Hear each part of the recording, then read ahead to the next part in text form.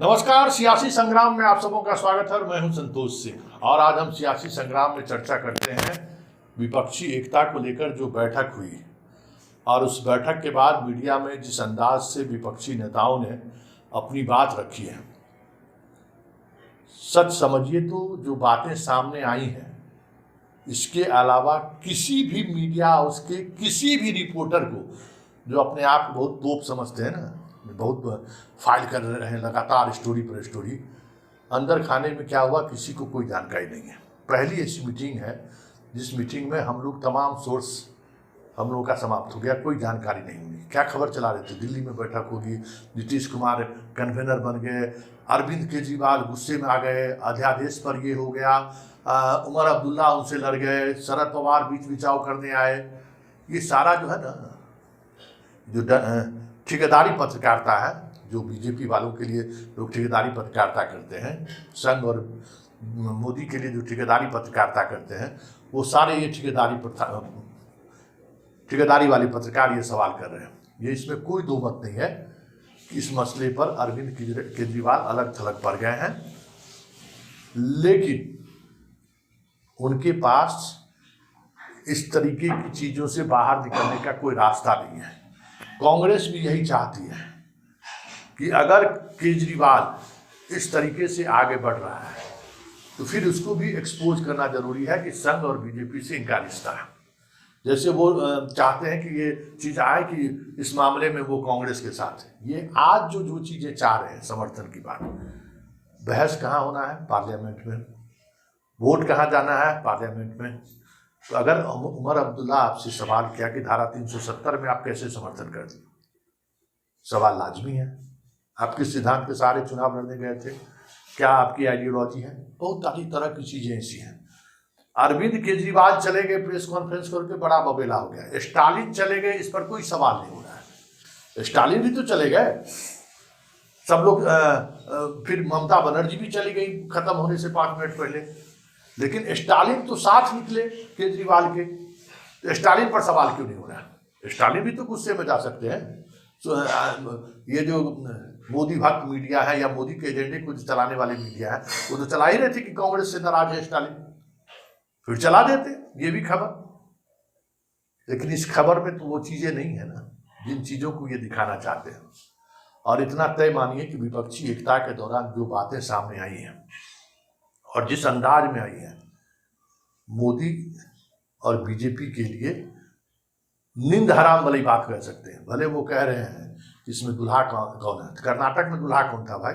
बिहार वाला तो सब चुनाव आपका देख ही रहा है, कब आप दुल्हा लेके चुनाव लड़े हैं भाई? हाँ, यूपी में योगी जी दुल्हा लेके थे, योगी जी चुनाव बनेंगे क्या? तो आप जिधर दुल्हा खोज रहे थे तो लालू जी तो बता दिए कि दुल्हा कौन है। तो पहले जरा शुरुआत हम इसी से करते हैं। राहुल को जिस अंदाज में संबोधित किया या इशारों में जो बातें हैं, लालू यादव ने कहा है, सुशील मोदी कह रहे थे कि दुल्हा कौन है, सब लिट्टी चोखा खाने आए। तो लालू ने कह दिया कि दुल्हा कौन है, जरा सुनिए क्या कह रहे हैं। बात तो हम लोग का सलाह माने नहीं दिया, नहीं किया, शादी कर लेना चाहिए था। और अभी भी समय गया बीता नहीं है, शादी करिए और हम लोग बाराती चलें और शादी करिए, बात मानिए। आपकी मम्मी हमको बोलते, हाँ एकदम पक्का करना पड़ेगा। मम्मी आपकी बोलती थी कि आप हमारा बात नहीं मानता, शादी करवाइए आप। अच्छा,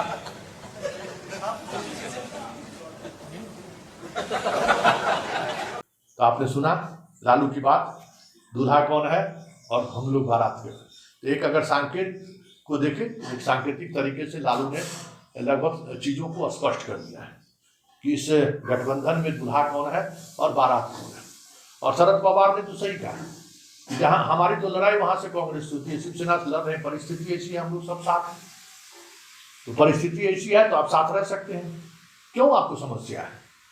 देखिए, समस्या ये नहीं है, समस्या ये है कि अरविंद केजरीवाल संघ का दूसरा चेहरा है। और इन चेहरों को एक्सपोज होने में थोड़ा वक्त लगता है। जैसे ओवैसी को एक्सपोज होने में वक्त लगा ना, ओवैसी को इस बात को लेकर बहुत दर्द है, क्योंकि वो भी संघ का एक चेहरा है। संघ देखिए, संघ इसी तरीके से परोक्ष रूप से लड़ सकता है, सामने से नहीं लड़ सकता है। जो महाभारत में जो शिखंडी की चर्चा होती है ना कि भीष्म पितामह की हत्या करना है तो शिखंडी को आगे कर दो, तो संघ इसी तरीके से काम करते हैं। उन्हें पता है कि अरविंद केजरीवाल एक ऐसा तुरुप कैक्का मेरे पास है कि 2024 में भी पार लगा सकता है। जैसे गुजरात में पार लगा दिया, जो सीटें आज तक मोदी जीत नहीं पाए जितना केजरीवाल जाके वहां जिता दिए। ये अलग बात है कि कर्नाटक और हिमाचल की जनता ने उनको नोटिस नहीं लिया। तो ये इन चीजों को समझने की जरूरत है कि केजरीवाल का दिमाग जिस लाइन पे चल रहा है ना, उन्हें पता है कि दिल्ली में मुसलमानों का वोट है, राजस्थान में भी मुसलमानों का वोट है, छत्तीसगढ़ में भी मुसलमान और दलित का वोट है, और हरियाणा में भी है। तो चलिए उस राजनीति को, नैरेटिव को नापने की जरूरत है। और जब 2 मंत्री आपके जेल में हैं और भ्रष्टाचार का बात क्या है, अभी आप बीजेपी सिर्फ आप पर हमलावर है, आपके आवास को लेकर जो चीजें चल रही हैं, और जो अगर इस खबर से अगर कुछ दिन आपको राहत मिल जाए शराब घोटाले में तो अलग बात है, क्योंकि आप उस स्टेट के मुख्यमंत्री हैं जिस स्टेट के 2 मंत्री जेल में हैं, तो ये अलग बात है। लेकिन इन सबसे इतर जो सबसे महत्वपूर्ण बात है, जो इस बैठक में गौर करने वाली बात है, वो बात ममता बनर्जी ने बोली है। तो जरा ममता बनर्जी के उस बयान को देखिए। उस बयान के सहारे ममता बनर्जी ने पूरी चीजों को स्पष्ट कर दिया है। और हिमाचल में जो अगले महीने बैठक होने वाली है उसमें ममता बनर्जी जाएंगी, ये भी उन्होंने स्पष्ट कर दिया है। तो जरा सुनिए ममता बनर्जी क्या करेंगी। इसी के लिए मैं कहा था, दिल्ली में हम लोग बहुत सारे मीटिंग किया लेकिन कोई फ्रूटफुल रिजल्ट नहीं निकाला। अब पटना से शुरू करो। पटना से शुरुआत हुआ है, मीटिंग अच्छा हुआ है। 3 चीज नजदीक में है जो रिजॉल्व हुआ है। नंबर 1, वी आर यूनाइटेड, हम लोग एक है। दूसरी बात है, वी विल फाइट यूनाइटेडली, ये दूसरी बात है, हम लोग एक साथ में लड़ेंगे। तीसरी बात ये हुआ है कि हमारा लड़ाई, हमको अपोजिशन मत बोलो, हम लोग भी ये देश का सिटीजन है, हम लोग भी पैट्रियोटिक है, हम भी देशप्रेमिक है, हम भी भारत माता कहते हैं। मणिपुर जलने से हमारा भी आग जलते हैं। ऐसे हम लोगों ने हेतु तैयार किया कि बीजेपी का तानाशाही जो गवर्नमेंट, जो डिक्टेटरशिप चला रहा है, जो एट्रोसिटीज चला रहा है, एट्रोसिटीज टेरिबल, क्या नहीं किया। हम लोग को जो इलेक्टेड गवर्नमेंट है, हम लोग को उधर में पूरा राजभवन को ऑल्टरनेटिव गवर्नमेंट बना दिया। हमारा स्टेट का मालूम नहीं है फाउंडेशन डे है, उन्होंने फाउंडेशन डे कर दिया, हम लोग को कंसल्ट भी नहीं करके। जो मर्जी करते हैं, जो अगर कोई कुछ बोलते हैं तो उसको खिलाफ में ईडी लगा देता है, सीबीआई लगा देता है। मीडिया को तो पूरा कंट्रोल किया है। और क्या चालाकी करते हैं, छुपे रुस्तम का माफी।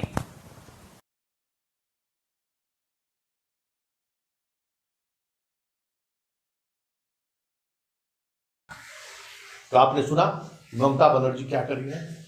लेकिन राहुल कुछ ही देर के लिए सही 1-2 मिनट ही अपनी बातों को रखा, लेकिन उन बातों के सहारे सीधे तौर पे मोदी के जिस आइडियोलॉजी को लेकर अमेरिका में उन्हें परेशानी में डाल दिया, ठीक आज देश के सामने उन्होंने संघ और बीजेपी को परेशानी में डाल रखा है, मुसलमान और गांधी के सहारे। और इस देश के सहारे कि इस देश को कहां ले जाना चाहते हैं मोदी, ये एक बड़ा सवाल है। तो जरा राहुल के भी उस बयान को सुनिए कि राहुल क्या कह रहे हैं। नीतीश जी ने आज लंच में हमें बिहार के मतलब सब डिशेस खिला दी, लिट्टी चोखा, उनका स्पेशल गुलाब जामुन, तो उसके लिए बहुत बहुत धन्यवाद। देखिए, जैसे आप जानते हैं, हिंदुस्तान की नींव पर आक्रमण हो रहा है, फाउंडेशन पर, इंस्टीट्यूशंस पर, आवाज पर बीजेपी और आरएसएस आक्रमण कर रही है। मैंने मीटिंग में भी कहा, यह विचारधारा की लड़ाई है और इसमें हम सब एक साथ खड़े हैं। हम में जरूर थोड़ी थोड़ी डिफरेंसेस होंगी, मगर हमने ये निर्णय लिया है कि हम एक साथ काम करेंगे, फ्लेक्सिबिलिटी के साथ काम करेंगे और जो हमारी विचारधारा है जिसको हम शेयर करते हैं उसकी हम रक्षा करेंगे। जैसे खारगे जी ने कहा, नीतीश जी ने कहा, कुछ ही समय में अगली मीटिंग होगी और ये जो आज हमने बातचीत की उसको हम थोड़ा और गहराई में ले जाएंगे। मगर ये एक प्रोसेस है, ऑपोजिशन यूनिटी की एक प्रोसेस है और ये अब बहुत गहरी तरीके से आगे बढ़ने जा रही है। आप सबका धन्यवाद। तो आपने सुना राहुल का क्या अंदाज है और किस अंदाज में अपनी बात रख रहे हैं, और इन सब से इतर जो अलग अंदाज में अपनी बातों को रखा है वो है उमर अब्दुल्ला। उमर अब्दुल्ला ने उन सवालों को चोट किया है। जानता हूं कि आप में से कईयों के लिए खबर ये नहीं होगी कि हम कितने पार्टियों के नुमाइंदे यहां बैठे हैं। शायद आप में से कुछ खबर इस चीज की बनाना पसंद करेंगे कि यहां पे कौन नहीं है। मुझे नहीं लगता है कि कौन नहीं है वो ज्यादा महत्व रखती है, बजाय ये कि कौन कौन यहां पे हैं। और बिल्कुल सही कहा, जम्मू कश्मीर से लेकर कन्याकुमारी तक मुख्तलिफ सियासी पार्टियों ने इस मीटिंग में हिस्सा लिया। मकसद हमारा ताकत हासिल करना नहीं है, इक़्तिदार हमारी मंजिल नहीं है। सत्ता की ये लड़ाई जो है ये नहीं लड़ी जा रही है। ये असूलों की लड़ाई है, ये विचारधारा की लड़ाई है, ये सोच की लड़ाई है, ये इरादों की लड़ाई है, ये मुल्क के आईन को बचाने की लड़ाई है। सुना क्या कहना है और किस अंदाज में उन्होंने अपनी बात कही है। ये सारी बातें एक संकेत के तौर पर है कि आने वाले चुनाव में जो विपक्षी एकता की बात कर रहे हैं, ये देख लीजिए उद्धव ठाकरे की भी बात सुन लीजिए। केजरीवाल गुस्से में चले गए हो, अलग बात है। केजरीवाल की अगर हम बात करें तो 7 सीट दिल्ली में, बाकी पंजाब में, उसके बाद लेकिन उतना उससे दुगुना महाराष्ट्र में लोग हैं। तो जरा उद्धव ठाकरे क्या कर रहे हैं, जरा इनकी बात सुन लीजिए। जानता ही नहीं हूं। हाँ, विपक्ष जरूर जो भी देशद्रोही हैं और जो भी देश में तानाशाही लाना चाहते हैं उसके विरोध में हम रहेंगे, जरूर रहेंगे। और आज से शुरुआत हुई है, मुझे पक्का भरोसा है जब शुरुआत अच्छी होती है तो आगे सब कुछ अच्छा होता है। बाकी बातें तो बहुत दिन है, बीच में हम तो मिलते रहेंगे और आपके साथ बात भी करते रहेंगे। तो आपने सुना उद्धव ठाकरे क्या कह रहे हैं, उद्धव ठाकरे का अंदाज क्या है और वो किस स्तर पर जाकर इस गठबंधन के साथ बने रहने की बात कर रहे हैं। ये सारी बातें ऐसी हैं जो दिखा रहा है कि बीजेपी और संघ के लिए आने वाले समय में कितनी बड़ी मुश्किलें खड़ी कर सकती है। और ये पहली बैठक है, सवाल है कि मोदी के खिलाफ पहली ऐसी बैठक है जिस बैठक में विपक्ष की बात करने के बजाय के कहा कि हम देश के, हम भी नागरिक हैं, हम देश के लिए हम लोग लड़ना चाहते हैं। ये संवाद, राष्ट्रवाद को सारे चीजों को देखने की कोशिश हुई। और फिर जब लालू यादव की बारी आए और लालू यादव को जब बोलने का मौका मिले तो बरसों बाद लालू कुछ उसी अंदाज में दिखे। तो जरा राहुल की बात को तो मैं आपको बता दें कि राहुल को लेकर उन्होंने क्या कहा, लेकिन मोदी को लेकर उन्होंने जो कहा है वो लालू ही कह सकते हैं। जरा सुनिए क्या कह रहे हैं। बहुत दिन के बाद आप लोगों से इलाज के बाद बात हो रही है, प्रेस को संबोधित कर रहे हैं। अब पूरी तरह से फिट हो गए हैं, अब बढ़िया से फिट कर देना है नरेंद्र मोदी को, भाजपा को। और आज जो बैठक हुई देश भर के नेताओं का, बहुत खोल करके सभी लोगों ने अपने इरादा को रखा है और ये तय हुआ है कि शिमला में अगली बैठक होगी उसमें हम लोग आगे के और कार्यक्रम किस तरह से क्या हो वो हम लोग तय करेंगे, चर्चा करेंगे। एक होकर के लड़ना है। देश की जनता बोलते थे कि भाई वोट है आप लोगों का, लेकिन आप लोग मिलते नहीं, एकजुट आप लोग नहीं होते हैं, वोट बढ़ जाता है और भाजपा आरएसएस जीत सकता है। तो आपने सुना, अब हम फिट हैं और अब मोदी को फिट करना है। तो ये सारे गठबंधन के जो लोग रहे हैं, इस गठबंधन से अगर केजरीवाल अपने आप को अलग करने की बात भी सोच रहे हैं तो ये तय मानिए कि हमेशा इतिहास अक्सर दोहराता है। 1974 के आंदोलन में सीपीआई ने यही गलती की थी कि इस आंदोलन का उन्होंने विरोध किया था। इंदिरा गांधी के खिलाफ जो आंदोलन की शुरुआत हुई थी उसका उन्होंने विरोध किया था, और उसके बाद जो वो हाशिए पर गए फिर उनकी वापसी नहीं हुई। ये राजनीति का एक तकाजा रहा है इस देश में। आज देश दो धाराओं में बटी हुई है, एक मोदी के साथ है, दूसरा मोदी के खिलाफ है। तीसरे धाराओं की गुंजाइश कम है और केजरीवाल यही करना चाह रहे हैं। और इतने तरीके से जो चीजों को आप देख रहे हैं, 500, 600, 1000 करोड़ का जो भी सब जगह काम चल रहा है, कहाँ से पैसा आ रहा है? जवाब तो देना होगा ना। जिस तरीके से ओबीसी से भी लोग सवाल करते हैं कि कहाँ से आपके पास पैसे आ रहे हैं, कैसे आप पूरे देश में उम्मीदवार खड़ा कर रहे हैं, पैसा का डिलीवरी सिस्टम क्या है, बिना पैसा लिए हुए चुनाव कैसे हो रहा है। बहुत सारी चीजें ऐसी चलती आ रही हैं, ये समझने की जरूरत है।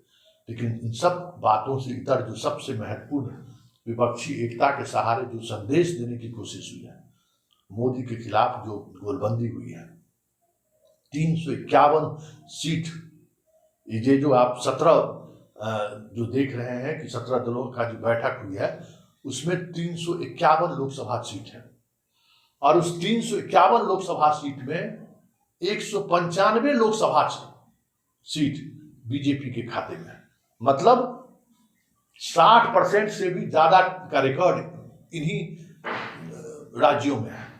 और बैठक में कितने राज्यों के मुख्यमंत्री शामिल थे? 6 राज्यों के मुख्यमंत्री शामिल थे। कांग्रेस के 4 लगा देते, 10 राज्यों के मुख्यमंत्री शामिल थे। 4 राज्यों के पूर्व मुख्यमंत्री बैठक में शामिल थे। राहुल और खड़गे शामिल थे। अब राहुल पर तो ये आरोप नहीं लग सकता है कि आप बैठक को लेकर ये नहीं है। ये सारी चीजें ऐसी हैं जो दिखा रही है कि 2024 से पहले जिस तरीके की एकता की बात कही जा रही है उसका शक्ल आज पटना से अख्तियार कर लिया है।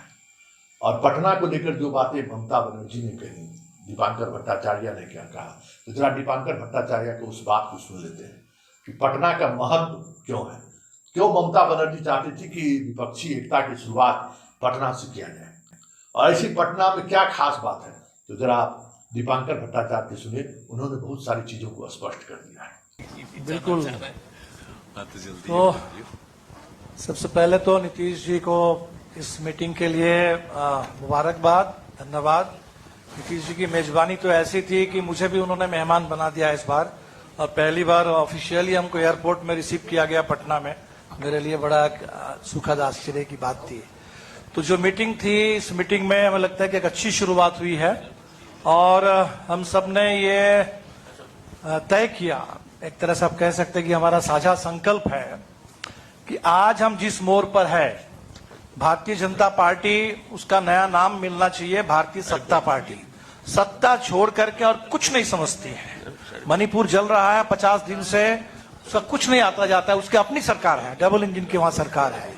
तो जब सत्ता के अहंकार से, अत्याचार से पूरा मुल्क परेशान है, वैसे में देश, जनता, संविधान और लोकतंत्र को बचाने के लिए तो हमें लगता है कि साझा संकल्प हमारा है। और शायद जब ममता जी कह रही थी कि पटना से हो, शुरुआत हो तो सफलता तक पहुंचे, तो शायद कहने का मतलब ये था कि बिहार सबसे ज्यादा आंदोलनों का प्रदेश है।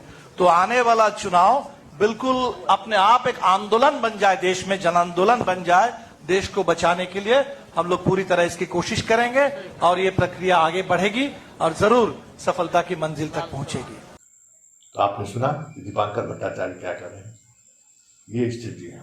और विपक्ष कि इस एकजुटता को लेकर बीजेपी किस तरीके से बुखलाई हुई है, ये भी देखने की बात है।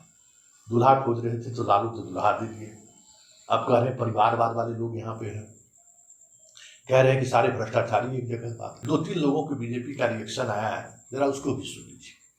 कि दिल्ली केंद्र शासित प्रदेश है और केंद्र शासित प्रदेश में केंद्र का ही चलता है, ये मैं जानता हूँ, यही कानून है। और उच्च न्यायालय ने कुछ बिंदुओं पर अपनी टिप्पणी की जिस पर भारत सरकार को अपना ऑब्जर्वेशन था, उसने आदेश जारी किया। एक चुनौती होगी क्योंकि देश के यशस्वी गृह मंत्री जी ने ठीक ही कहा है कि ये पटना में फोटो सेशन है। ये अलग अलग विचारधाराओं के लोग, अलग अलग घोटालेबाज, अलग अलग तरह के भ्रष्टाचारी, अलग अलग तरह के देश को खंडित करने वाले लोग, हर तरह से देश के विकास कार्य को अवरोध करने वाले लोग, ये सारे लोग भारतीय जनता पार्टी और एनडीए के विकास कार्यों से घबरा करके देश के यशस्वी प्रधानमंत्री जी के विकास कार्यों को रोकने का काम करने के लिए आज एकजुट हुए हैं। कोई अपना कुर्सी बचाने के लिए एकजुट हुए हैं, कोई अपना पार्टी बचाने के लिए एकजुट हुए हैं, कोई अपना घपले घोटाले से जेल जाने से बचने के लिए एकत्रित हुए हैं। ये देश के विकास को अवरुद्ध करने के लिए ये सब एकत्रित हुए हैं। देश के जनता को अब निर्णय लेना आसान हो गया है कि एक तरफ भ्रष्टाचारियों, राष्ट्र विरोधियों और एक से एक धाराओं से सुशोभित लोगों का जमात है, और एक तरफ राष्ट्रभक्त, विकास उन्मुख और दुनिया में नेतृत्व देने वाला व्यक्ति हमारा देश का प्रधानमंत्री है। इसलिए 400 पार से अब जब देश के यशस्वी प्रधानमंत्री नरेंद्र मोदी जी बनेंगे, विकास कार्य करेंगे। मोदी जी भारत को विश्व के विकसित देश बनाने के लिए अमेरिका में विभिन्न समझौते कर रहे हैं, वहीं दूसरी तरफ एक और 15 दलों का समझौता पटना में दिखा है। माननीय नीतीश कुमार जी के कमर से तक झुककर प्रणाम करने की विशेषज्ञता को देखते हुए नीतीश जी के कहने पर 15 दल आए थे। सभी का अपना एक एजेंडा करके आए। एक शब्द इस बात की चर्चा नहीं हुई कि देश का विकास कैसे होगा, गरीबों का भला कैसे होगा, हम अपने राज्यों में कौन सा अच्छा काम कर रहे हैं जो देश के लिए अच्छा हो सकता है, बल्कि एकमात्र एजेंडा के साथ आए कि किसी तरह मोदी जी को हटाओ, उसके बाद हम आपस में मारपीट करके फैसला कर लेंगे कि कौन प्रधानमंत्री बनेगा। हाँ, इस बात का तय जरूर हो गया है कि अगर मोदी जी को हम हटा पाने में सफल होते हैं तो इस देश के लूटने की राशि का बंटवारा सभी में एक जैसा होगा। सभी दलों को लूटने की छूट मिलेगी, सभी दलों को देश के गरीबों का पैसा हड़पने का छूट मिलेगा। इसके अलावा आज कुछ नहीं हुआ। नीतीश कुमार जी अपना स्वप्न देखते रह गए कि मुझको संयोजक बनाया जाएगा। बाकी सभी ने यह देखा कि यही व्यक्ति है जो सबसे ज्यादा झुक करके सभी को प्रणाम कर सकता है, और इसी गुण के कारण आज सभी दल पटना में इकट्ठा हुए थे। तो आपने सुना, तमाम पहलुओं पर अगर आप गौर करें तो ये आप देखेंगे कि इस एकता को लेकर बीजेपी के अंदर कितनी छटपटाहट है। परिणाम क्या होगा, किसके चेहरा बढ़ेगा, ये कहना अभी जल्दबाजी होगी। लेकिन जिस तरीके से ईडी और सीबीआई की कार्रवाई के खिलाफ अब संयुक्त रूप से जिस अंदाज में हमला करने का तय हुआ है, तो ये तय मानिए कि आने वाले समय में सीबीआई और ईडी भी कार्रवाई करने से पहले 10 बार सोचेंगे, क्योंकि उन्हें पता है कि अगर सरकार बदली तो मोदी को तो बाद में कुछ होगा। ईडी और सीबीआई के जो अधिकारी हैं उनकी क्या दुर्गति होगा वो खुद समझते हैं, इसलिए अब वो चीजें नहीं रहेगी। याद करिए कि जिस दिन तेजस्वी यादव ने कहा था कि आपके परिवार के लोग भी को हम जानते हैं, उसके बाद से तेजस्वी यादव के साथ दूरी बना लिए। राहुल के साथ क्यों नहीं परेशानी कर रहे हैं, इडली वाला उनको सांभर और डोसा खिला रहे थे। तो अधिकारी को बदलने में वक्त नहीं लगता है। लेकिन सबसे जो सबसे महत्वपूर्ण बात है कि आज जो बातें कही गई वो तय है कि सीट को लेकर भी लगभग सहमति बन गई है।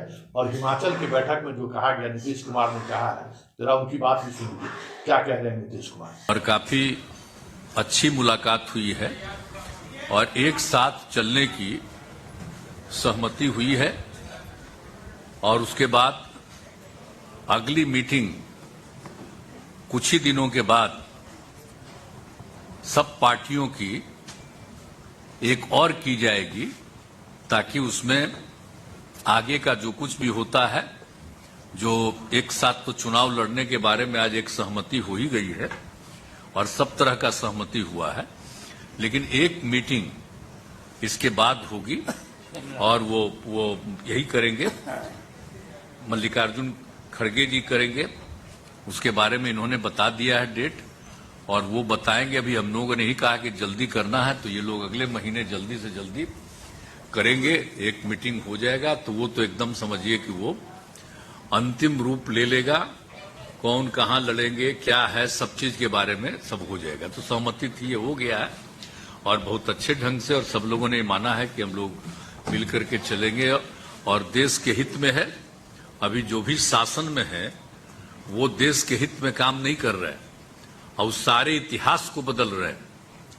आजादी की लड़ाई को भी भुलवा देंगे। तो एक एक चीज जो काम हो रहा है उस सबको लेकर के सबकी चिंता है, इसलिए सब लोग एकजुट रहेंगे। तो आज बहुत अच्छे ढंग से बातचीत हो गई है और हर चीज के बारे में, कोई भी किसी राज्य के बारे में भी, वहां की सरकार के बारे में कोई एक चुनौती आती है तो सब लोग एक साथ कहे कि नहीं साहब सब लोग रहेंगे। तो आपने सुना, नीतीश कह रहे हैं कि सब कुछ सहमति बन गई है और हिमाचल की बैठक में बहुत सारी चीजें स्पष्ट हो गई। चलिए चलते चलते अब मल्लिका खड़गे जी का भी सुन लेते हैं, जिसने बहुत सारी बातों को स्पष्ट कर दिया है। और इन्हीं बाइट के सहारे आप समझ सकते हैं कि 2024 की लकीर किस तरीके से खींची गई है। स्टालिन साहब से लेकर यानी कन्याकुमारी से लेकर कश्मीर तक पूरे नाम बताए गए। उद्धव ठाकरे साहब भी यहाँ है। तो सभी नेता एक होकर हम आगे चुनाव लड़ने की एक कॉमन एजेंडा तैयार कर रहे हैं और हम 10 या 12 तारीख को फिर हमारे इसमें हिमाचल में हाँ शिमला में हम वहाँ फिर मिल रहे हैं। तो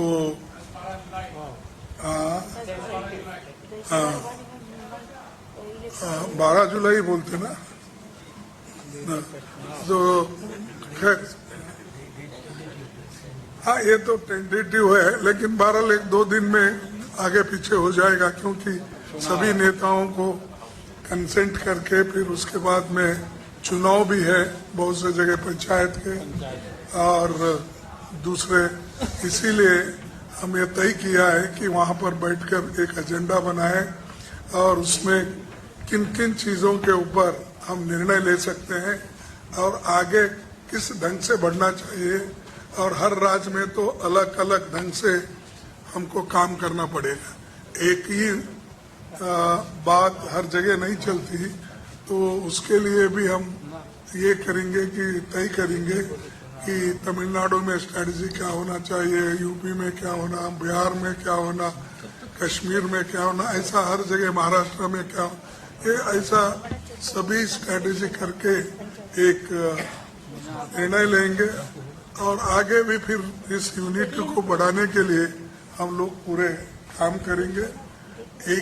एक होकर, एकजुट होकर 2024 की लड़ाई हमको लड़ना है और बीजेपी को सत्ता से बाहर करने का हम एक तय किए हैं। तो उसमें हम जरूर कामयाब होंगे और उसके लिए मैं नीतीश जी का, क्योंकि उन्होंने होस्ट किया आज, उनका धन्यवाद करता हूं। और सारे और बहुत से हमारे नेता, मैं अभी जैसा बोला कि स्टालिन वहां से आते तमिलनाडु से, तो उमर अब्दुल्ला साहब और महबूबा मुफ्ती साहब उन्होंने कश्मीर से आते, तो सारा देश इसमें जुड़ा है। जहाँ जहाँ राहुल गांधी भारत जोड़ो यात्रा किए है वो पूरे लोग आए हैं नेता वहां से। तो ये हाँ, तो ये पूरा हम आगे करने का इरादा है। मैं ज्यादा कुछ और नहीं कहता, जो कुछ कहना है उन्होंने कहा है।